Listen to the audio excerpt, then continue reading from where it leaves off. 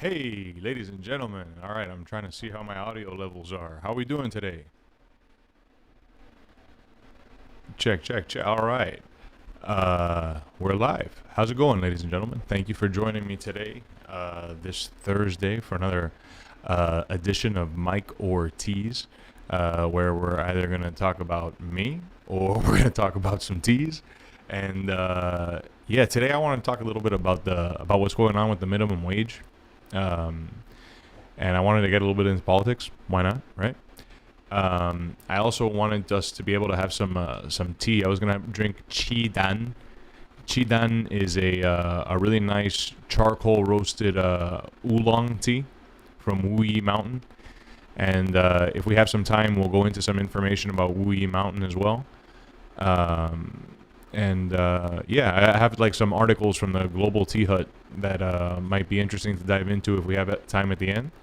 Um, but I'm waiting for water to heat up right now. So while the water heats up, I want to talk a little bit about the tea. There's a whole school of thought in tea that you don't really want to talk about the tea until you drink it. Go ahead and drink the tea first, and then you can talk about it afterwards. I don't agree with that. I think it's good to talk about the tea and get as much of a intellectual, theoretical understanding of the tea as you can, and then once you have an understanding of the tea, then you'll be able to. What am I trying to say? Like, no matter what, tea is going to make you feel a certain way when you drink it. Anything is going to make you feel a certain way when you take it in. You know. So I think that with that being said, it's important to know where the tea comes from, how it was made, if there's anything in particular that makes that tea very noteworthy. So, so yeah, that's just something that I want to kind of let you guys know and put out there. This is a little funky because I'm using one software that's supposed to be capturing the chat, and I just want to make sure that I'm not leaving you guys hanging. Oh, I think we're good. All right, cool.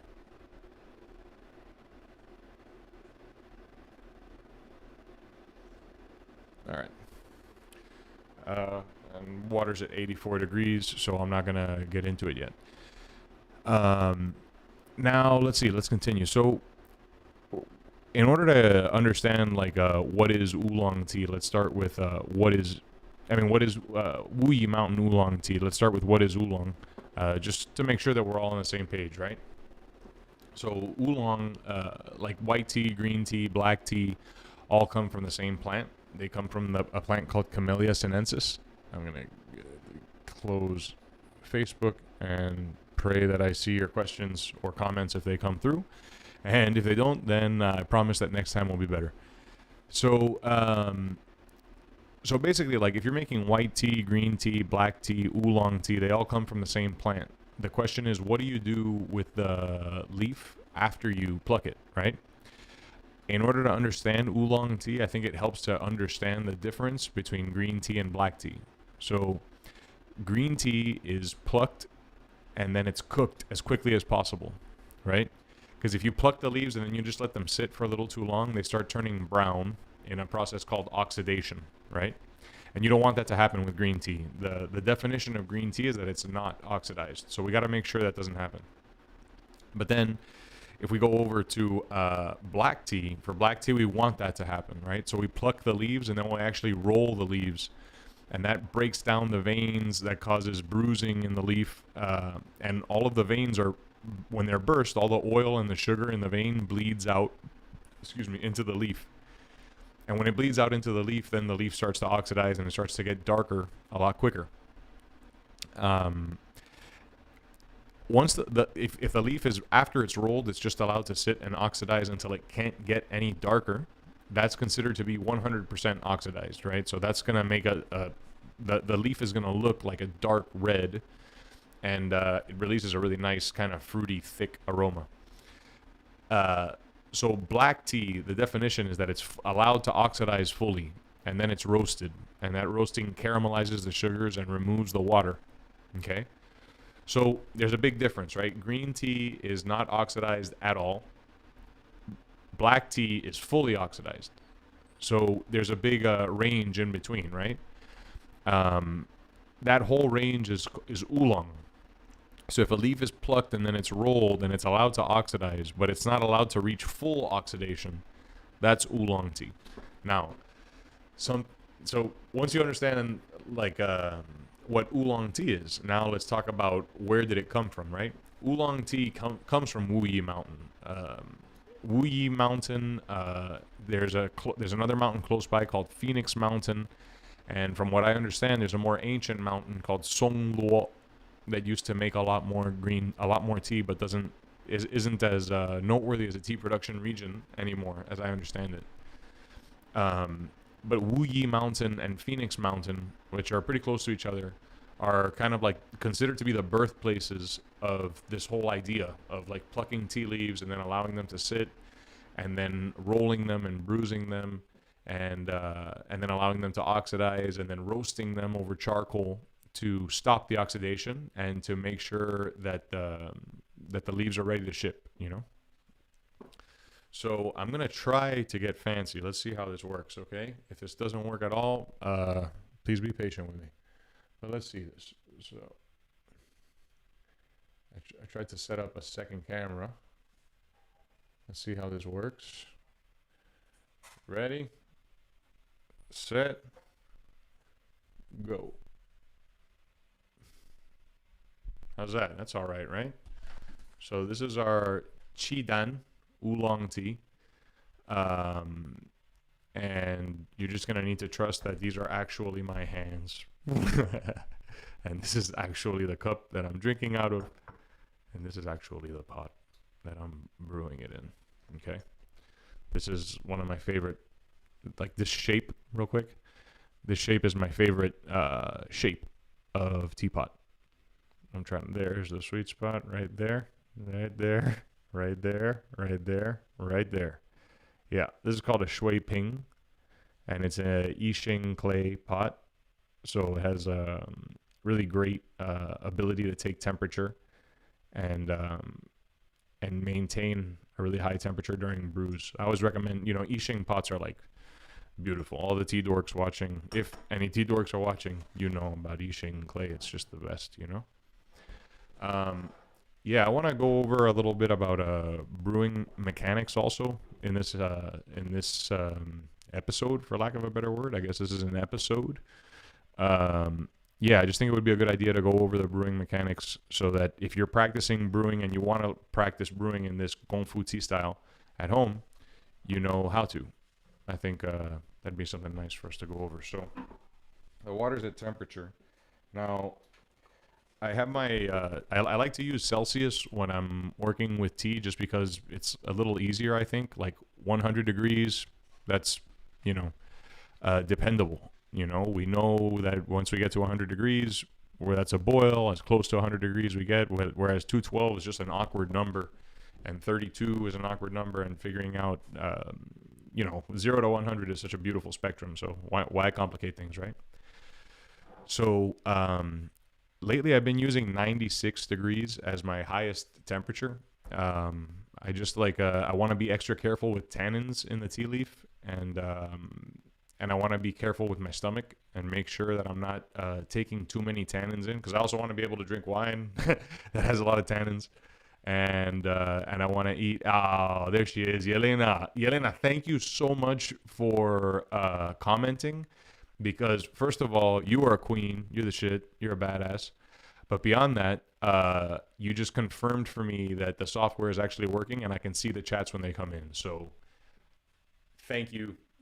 Thank you. Thank you. All right. Can't wait to see you. Yelena is one of the badass baristas with the Virgin Cruise Lines, and she's just an amazing barista. So show some love to Yelena.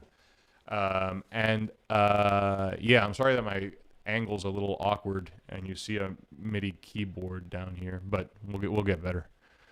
All right. Christian, I saw you commented, but that one's not coming through on Restream, so I'm going to need to open up Facebook in a minute and I'll check out what you said. Before I do that, I'm going to discuss the brewing a little bit. So I'm going to be drinking out of this bowl. I like drinking out of a bowl when I'm drinking by myself, and I want to be able to just kind of drink in a chill way and not worry about it too much.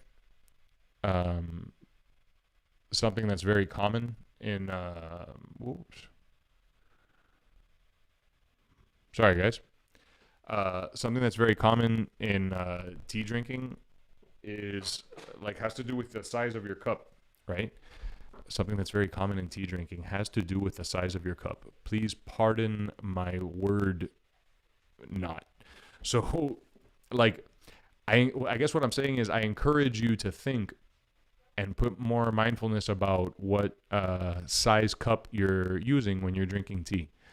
And some of the things to think about are like how many people are drinking tea, how long are you going to drink tea for, is it well, honestly, what's the price per gram of the tea is a big one, right? Like when you start getting into like really kind of nuanced teas, we're working on some stuff to try and bring some more like really specialty teas in and aged stuff from Hong Kong and so forth. So we can have more aged teas, but some of those aged teas, they're we drank one recently. It was $20 a gram. So if it's $20 a gram, then if I might want to fill this teapot up with 6 grams. That's $120 for a teapot. And if you want to, if you're the kind of person that'll spend $120 on a face is not working. I mean the chat, but it works here. I think that there was like a little hiccup for a second. Let me just check in with the Facebook feed real quick to see if everything's okay. I'm sorry, guys.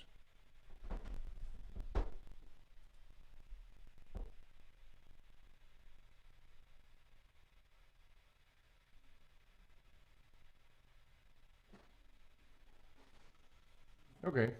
All right. I think we're back. All right. We're good. We're good. Yelena, thanks for helping me out there. Okay. Christian, what'd you say? Make your stream public. It's only friends. Oh shit! I don't even know how to do that.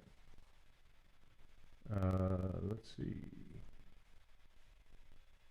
Bear with me for just 1 second, guys. I'm gonna make this stream public.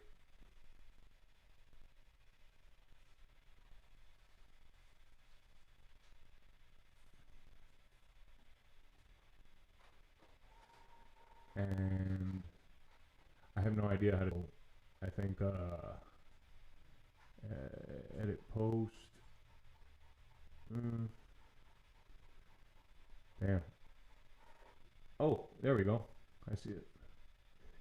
Christian, thanks a lot for helping me out, man. Appreciate that. All right, yeah, it's public now. Ladies and gentlemen, we're public. All right.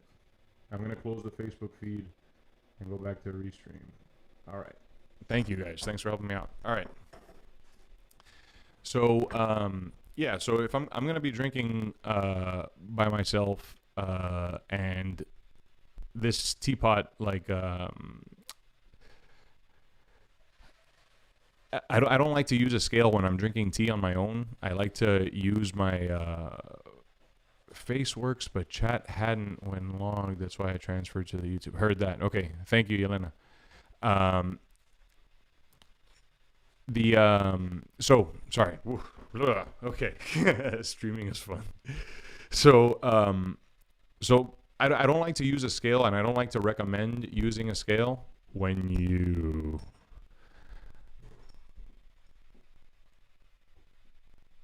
I don't like to recommend using a scale when you're brewing tea at home and when you're just kind of learning how to brew tea, because I think that if you learn how to brew tea only with a scale, then you're going to need a scale to make tea, and I think that sucks. I want to encourage you, like, if you want to play with tea, then you shouldn't need a scale or a stopwatch or a thermometer or a compass or a globe or anything to make tea. You should just be able to make tea, So I want to encourage you to play with it that way. Let's make some tea. That's enough talking.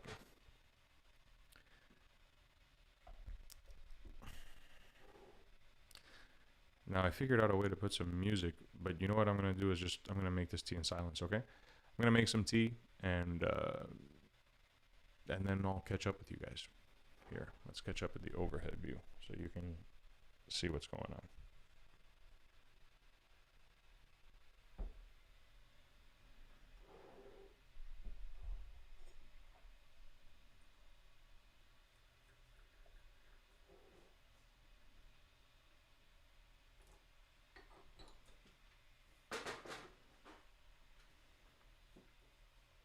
So at this point, I've just put a bunch of boiling water in the pot just to heat it up and get ready for us to make some tea.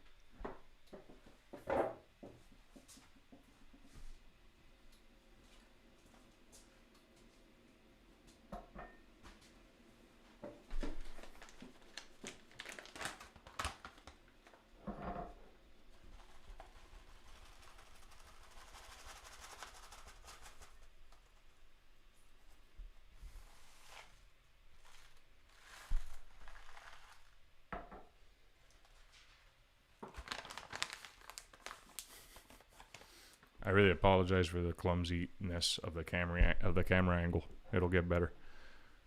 So here's the tea.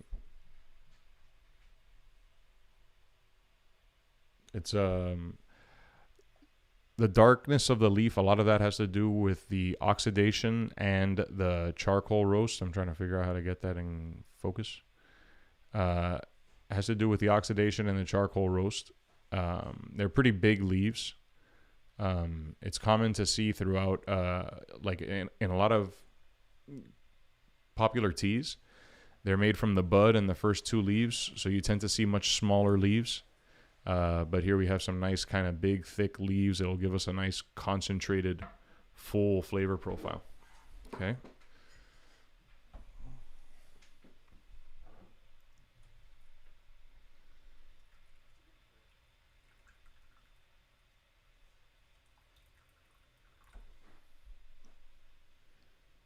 Okay, and now the pot is really hot, so as hot as possible, I'm gonna grab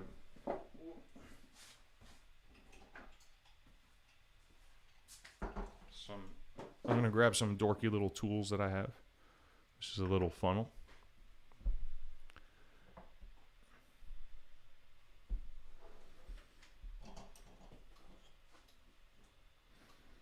And I'll use this to scoop the tea right in.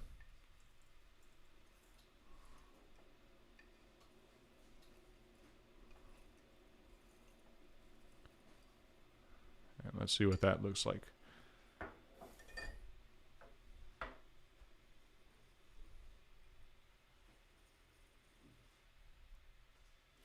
So right now the leaves have filled up the pot.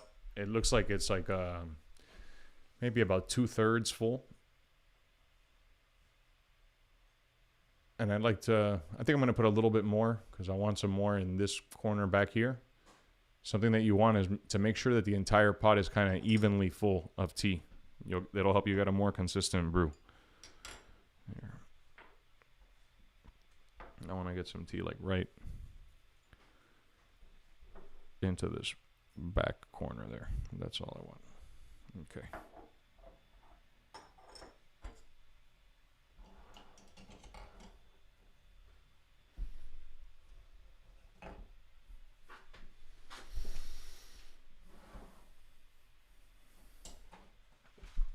I'll put the rest of this tea away.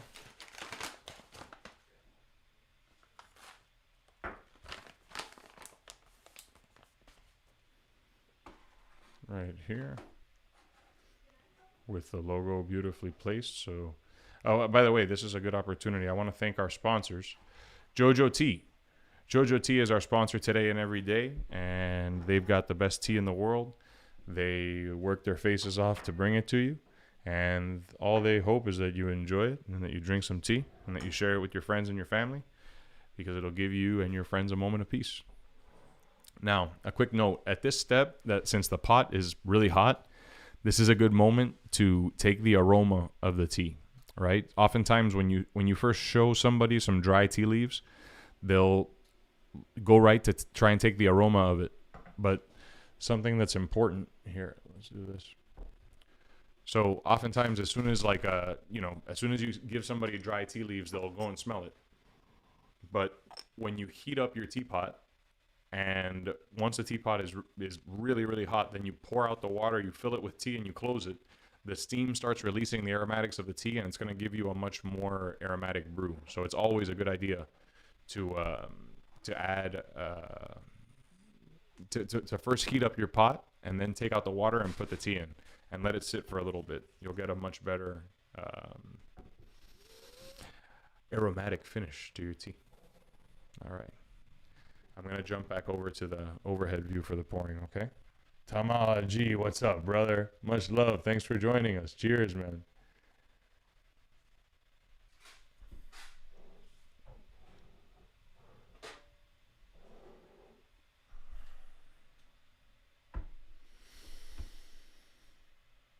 All right.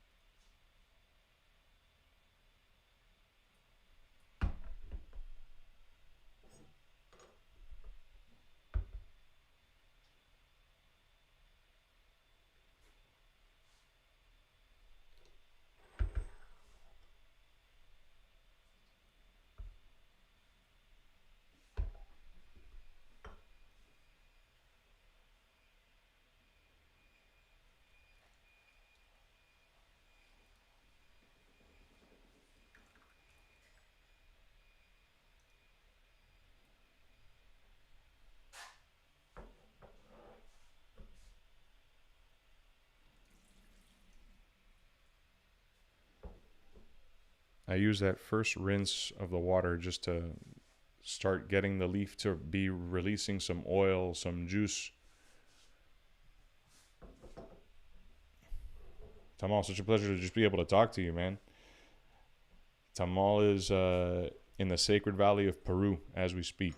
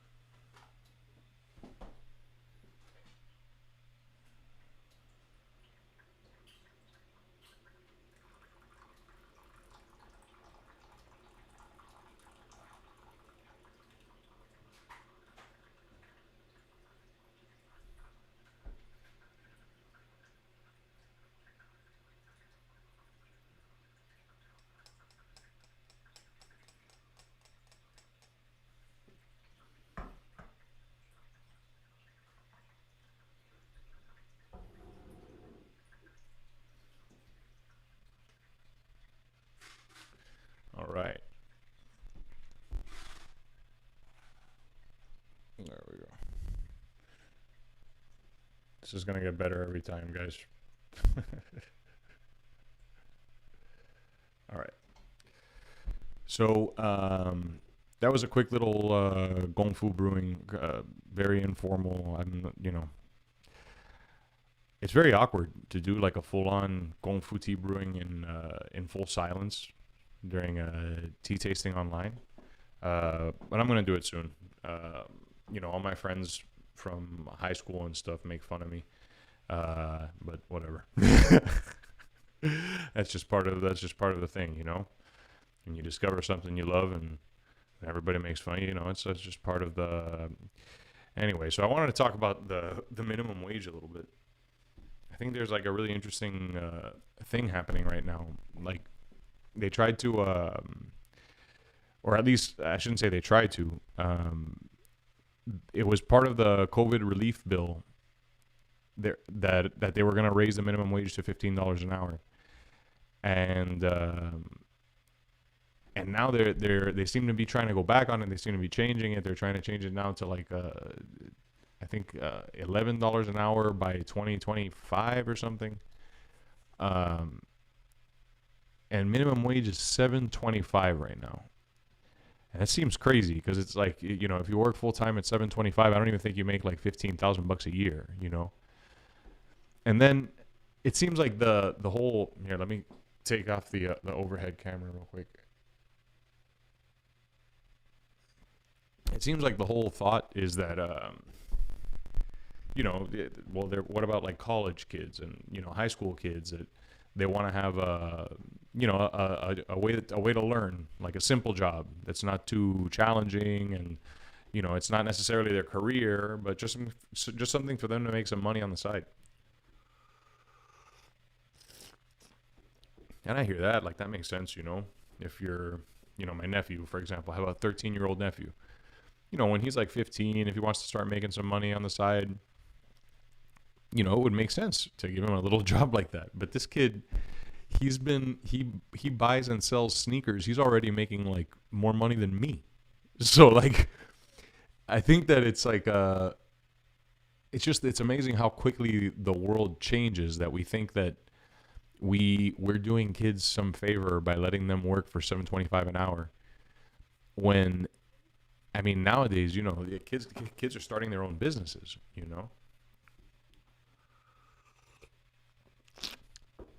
Now, and not to speak of the fact that, like, wherever you sit politically, at the end of the day, Joe Biden ran on a $15 minimum wage and $2,000 checks, and it seems like he's not. It seems like I don't know, whatever. Yeah, it seems like he's not gonna come through. That's fucking bullshit. We wonder why. We wonder why people are really upset with the government, fed up with the government in this country. So much so that January 6th happened, and today there was supposed to be some stuff going down. And I mean, I haven't been keeping up with the news. I've just been keeping up with work. But if you run on something and you don't, I don't know, you don't come through, then how do you expect for people to go to bat for you and keep on fighting and going to vote and so forth? This episode is brought to you by Dhan. Dhan's a charcoal roasted oolong from the mountains of Wu Yi Shan. That was fun. So yeah, I think it's fun. It's interesting to think about, like, things like minimum wage and so forth, before you're a business owner and after you're a business owner, because it's like, as a business owner, you've got to. There's a lot of things that you've got to do that at the end of the day, that, like, there's just nobody else. There's nobody there to do it. Especially at the beginning. I started Jojo Tea with not a lot, so there was a lot of things and fires that we had to put out, and just stuff that you had to do. I had a lot of help, thank God. But I think that it's like, especially at the beginning, if you're bootstrapping, you can't, like, what am I trying to say? If you're bootstrapping the thing at the beginning, you can't take a lot of money out, because the money that your business generates, the more of it goes back into your business, the better you're going to be. The more you're increasing the chances of your business to be sustainable, because that cash flow is like blood. That cash flow keeps you moving, so it keeps you going as a company, so it keeps you alive. Of course, like, I believe in sustainability, as I understand it, right? And sustainability says that if you're not, if you're making a lot of money, but you are destroying the environment, ultimately your business is not going to be sustainable. Even if today you're making a lot of money, eventually it'll catch up with you, and it's not going to be sustainable because you're destroying the environment in which you work. Similarly, if you are hurting people in your business, then it's ultimately not going to be sustainable, because whether it's clients, vendors, or team members, and management and employees and so forth, if you're not like, and I know that I'm thinking as I go here, because I don't want to just give you some prepackaged bullshit. I want to think about this with you guys in the moment and discuss it. And I'm keeping an eye out for the chat comments, but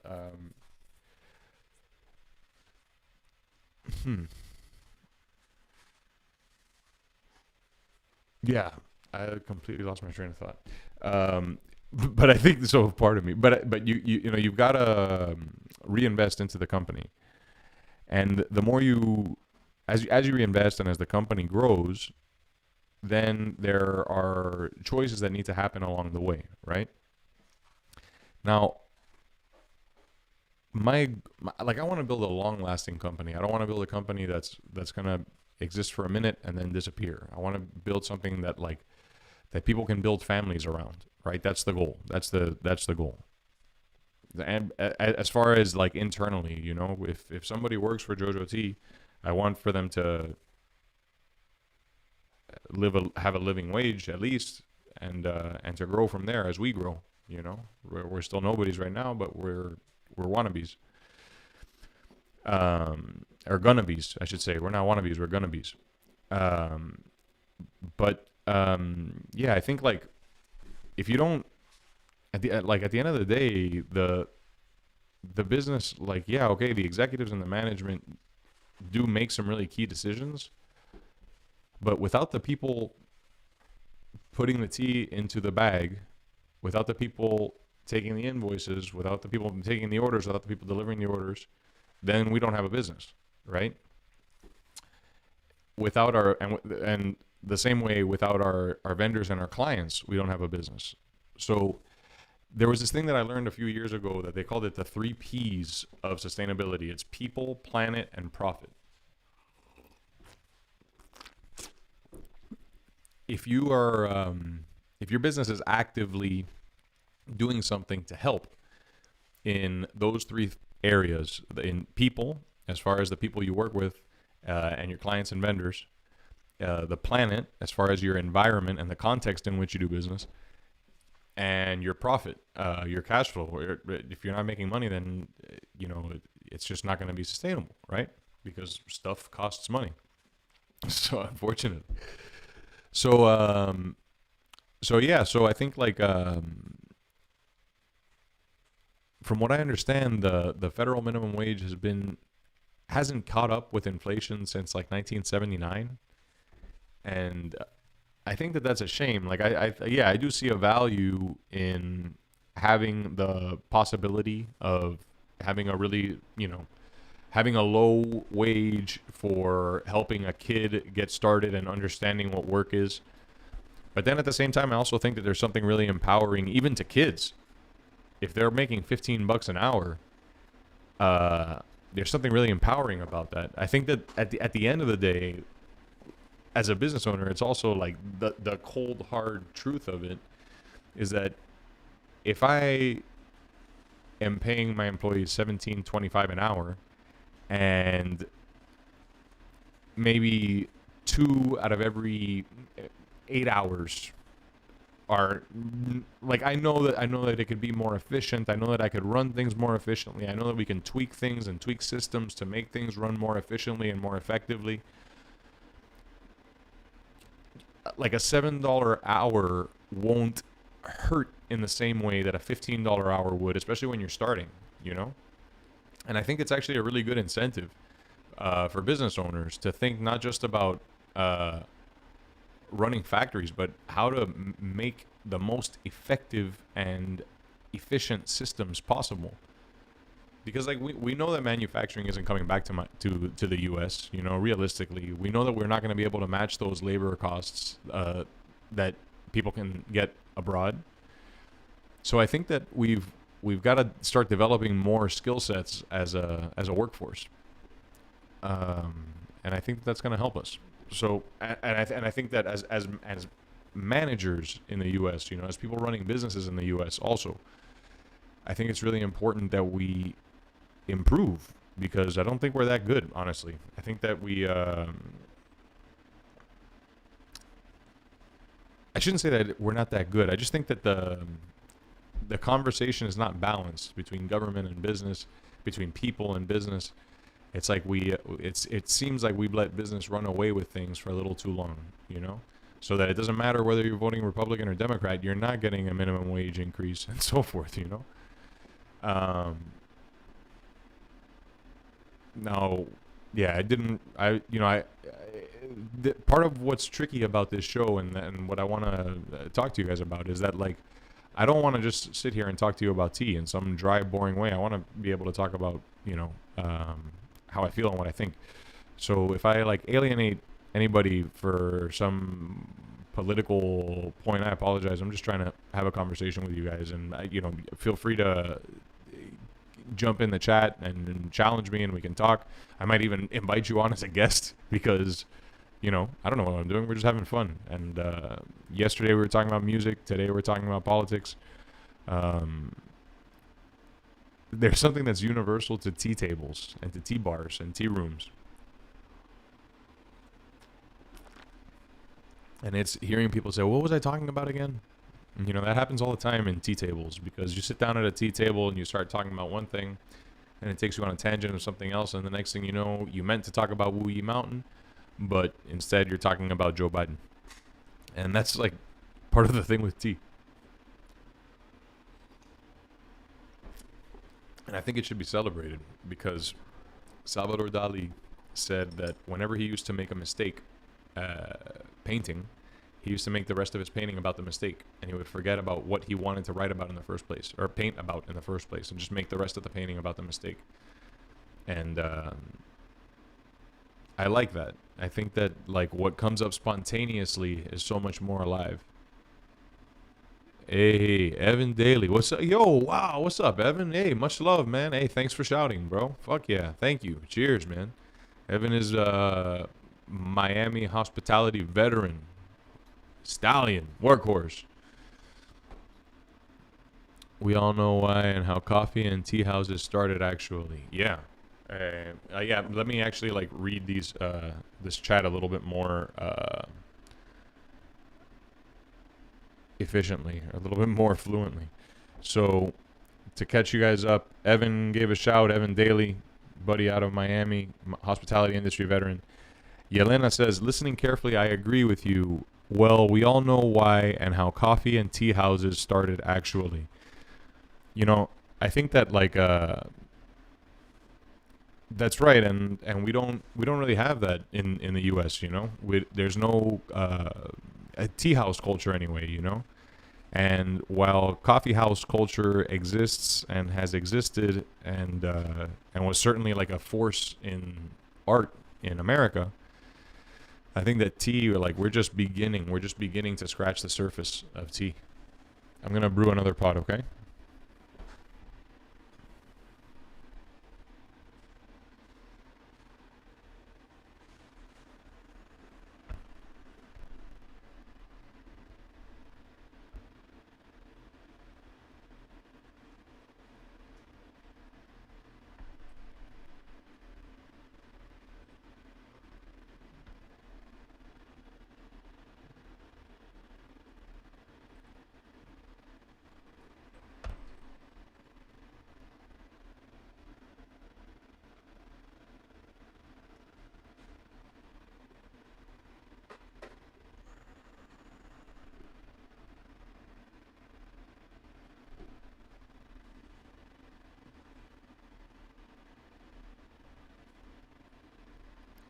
I need to find a way to include the tea brewing in this front-facing view also. Not just the overhead.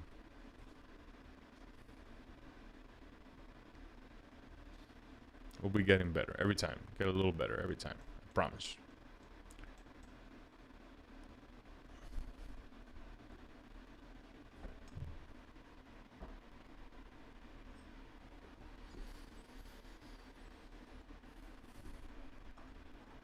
Shunan from Tea Drunk tea bar in New York. She gave me a point. Whenever you and I love it. Years ago, whenever you brew tea, every time you should smell the lid as soon as you brew, and it'll give you a sense of how kind of intense the output, both like the aromatic output and the flavor output, is going to be in that tea. So the lid is your friend. Always go back to the lid. After I brew, I like to leave. Epa, sorry about that. I like to leave the lid a little open like this. And there we go. I gotta find that beautiful spot.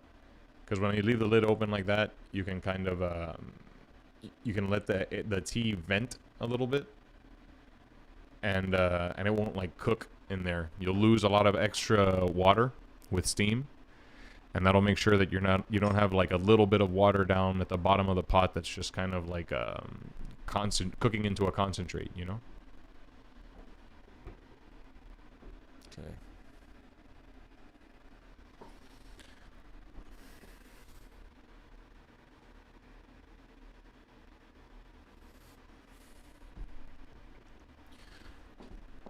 Yeah. Let's see. What else are we going to discuss today? We're getting close to it's 6:48. Um, I don't know. I don't want to do a hard stop at 7 or anything like that. Did you guys enjoy the music? We have. I want to give a big shout to John Albano. He's a buddy of mine that's helping us with live music, or not with live music, with music. He's been making music for a really long time, and he's a good friend of mine from college, and he's allowed us to use his music. So that's a lot of fun. Hey, by the way, Yelena, would you be open to doing a Zoom? To joining me for one of these to do a Zoom? If you're up for it, let me know. Either on the chat or privately, whatever you want. But I think that'd be a lot of fun.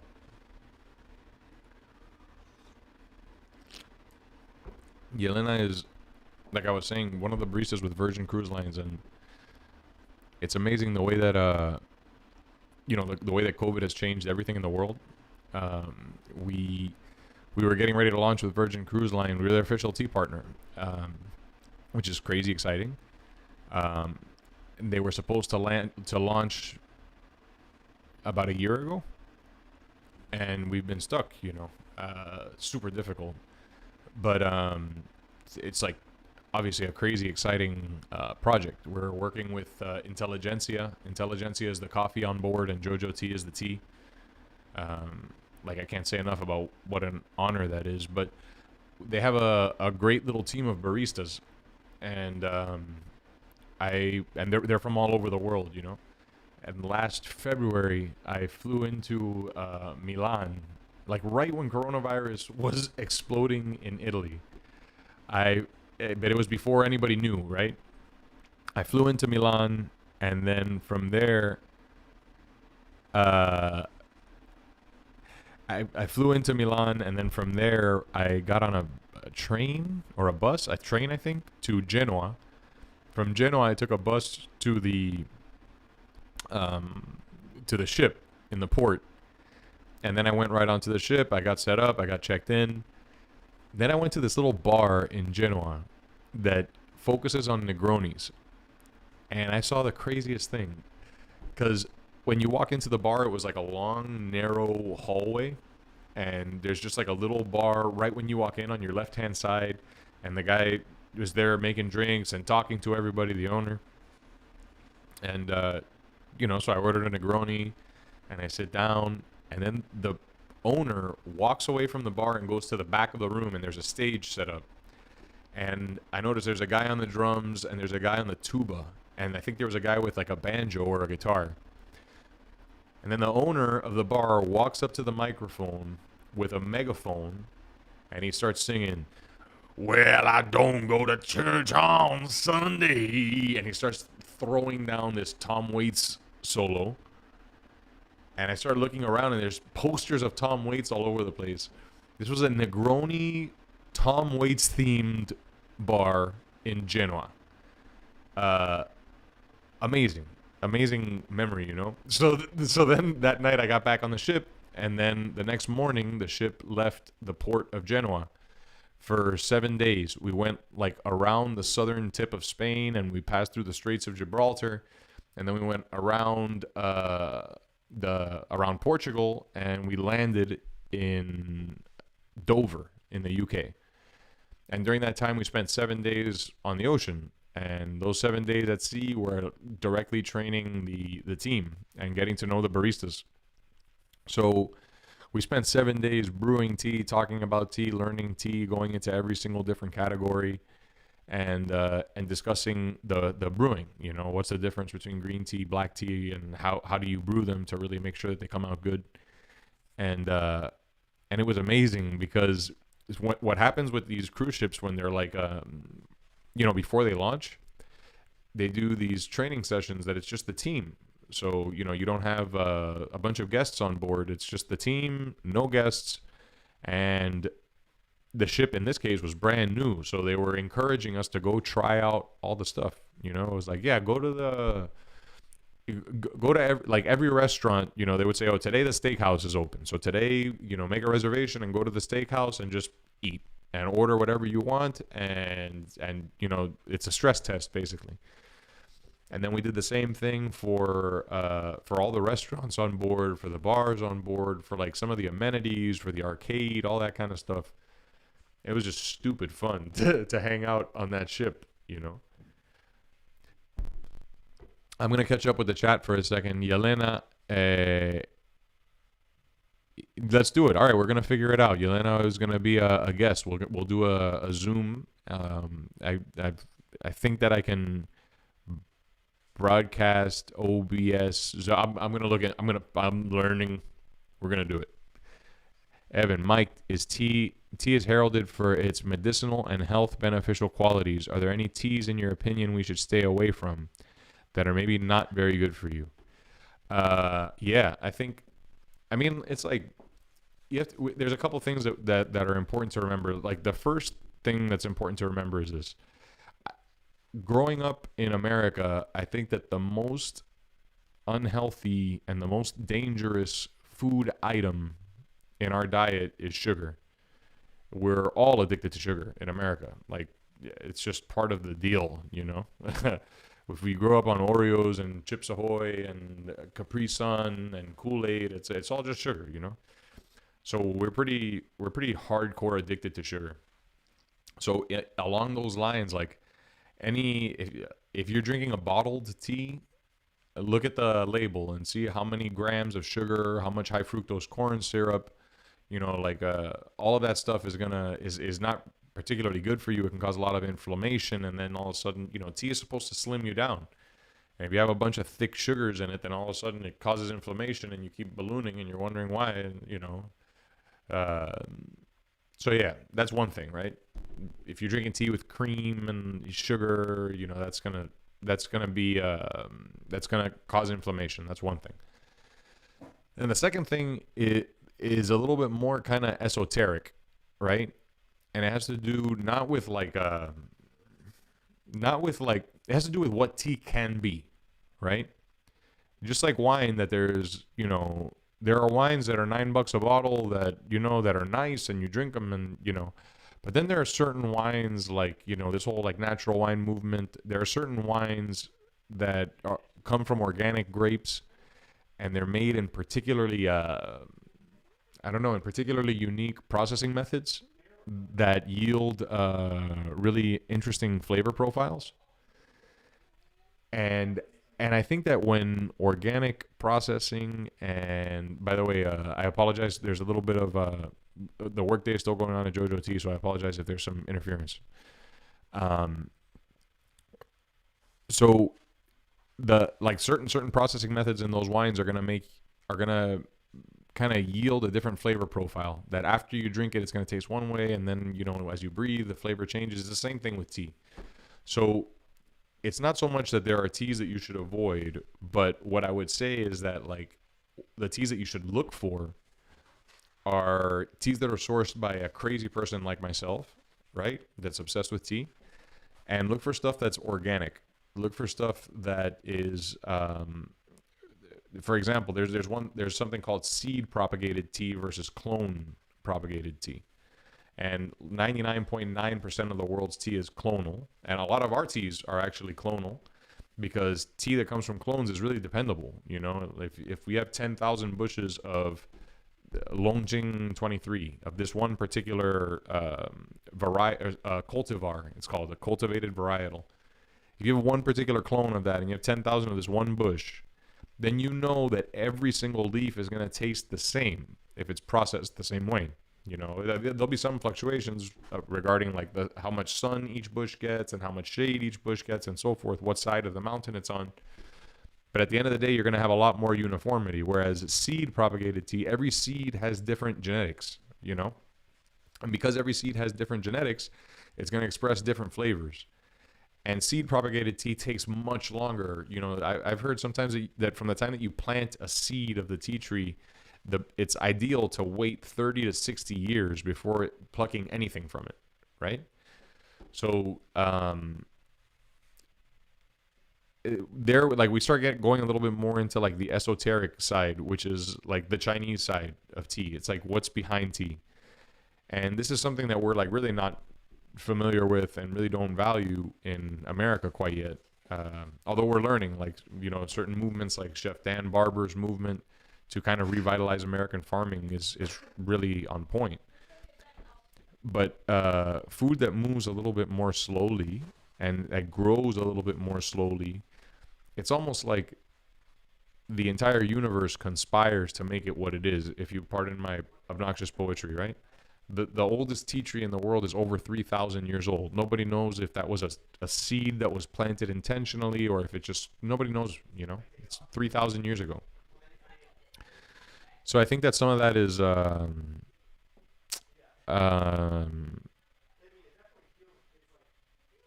I think that those teas that grow really slowly from seeds, they end up developing a lot more nuance and a lot of complexity as far as the flavor goes. But most importantly, there's an energetic quality that is the patience with which that tea grows, and with the patience with which that tea has grown throughout the life of that tree. You know, obviously, as tea tree, there's not a lot of 700-year-old tea trees. There's not a lot of 1,000-year-old tea trees. You know, for every 10 years that you go up in the age of the tree, there's significantly less in the world, right? So the price of tea, unfortunately, really goes up as the age of the tree goes up. Give me just 1 second, please. I'll be right back.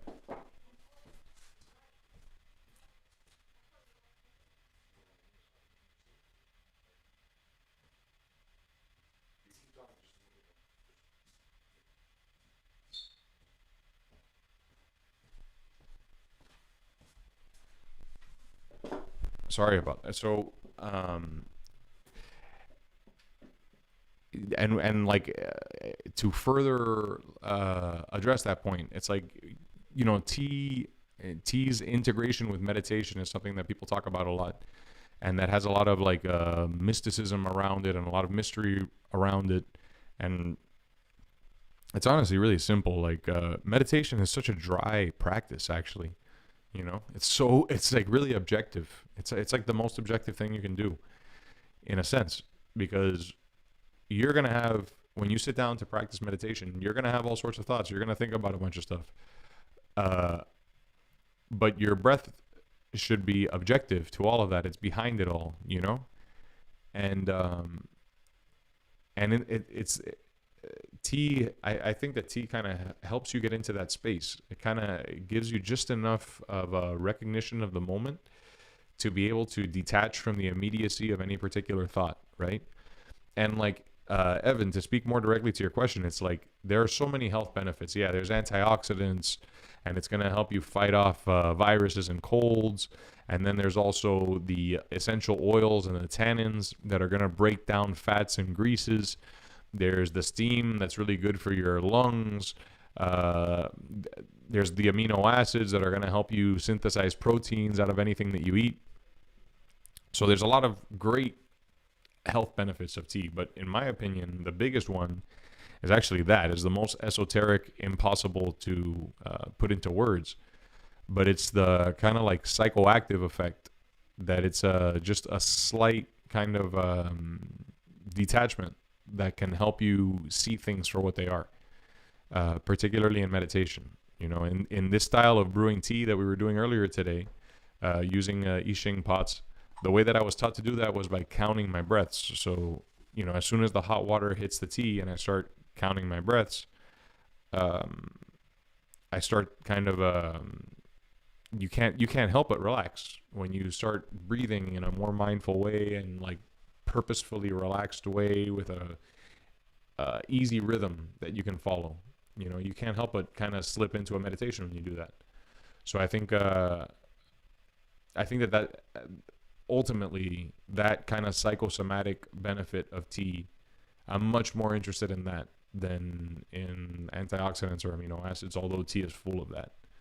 So thanks for the question, Evan. That one more like last thing to address that point is that if you're looking for, the other health benefits, if you're looking for amino acids, if you're looking for antioxidants to kind of like feed your white blood cells and help you fight off viruses and infections, then green tea and white tea are really where you want to focus.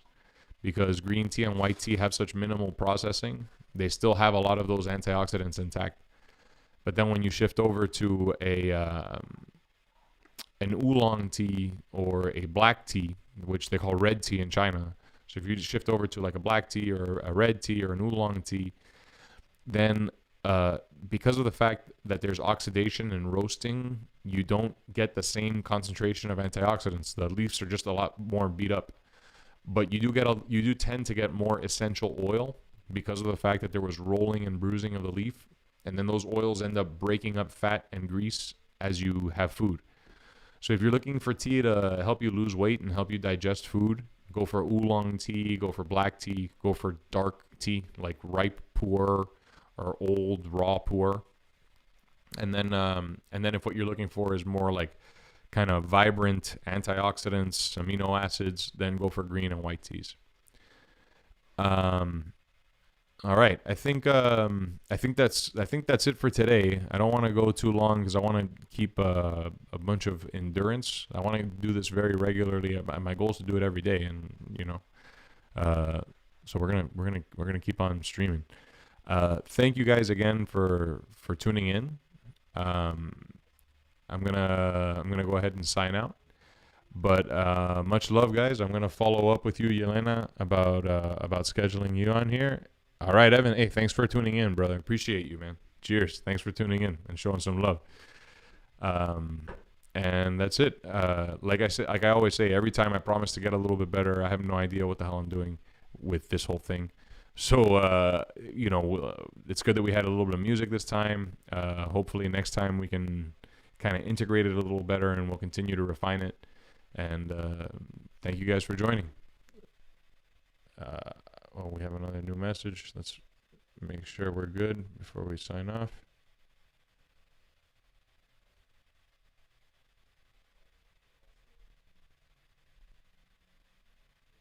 Okay, I don't know. Okay, no, I guess I don't have another question. All right. Well, thank you guys for tuning in. Cheers. Rock and roll. I don't even know how to end this. Okay, bye.